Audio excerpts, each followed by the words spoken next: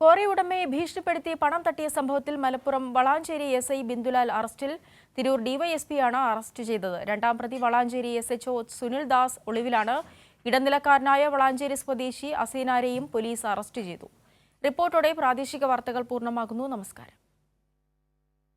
കേസിൽ പ്രതികളാക്കുമെന്ന് ഭീഷണിപ്പെടുത്തി കൈക്കൂലി വാങ്ങിയെന്ന പരാതിയിൽ വളാഞ്ചേരി SI, CI ഇവരുടെ സഹായി എന്നിവർക്കെതിരെ കേസെടുത്തിരുന്നു. SI ബിന്ദുലാലിനെ തിരൂർ DYSP അറസ്റ്റ് ചെയ്തു.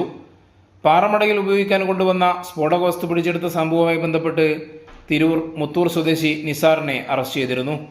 നിസാറിനെ റിമാൻഡ് ചെയ്യിപ്പിക്കാമെന്നും ഭൂ ഉടമകളെ പ്രതികളാക്കാമെന്നും പറഞ്ഞ് ഭീഷണിപ്പെടുത്തി നിസാർ മുഖേന ഇവർ പണം തട്ടിയെന്നാണ് പരാതി.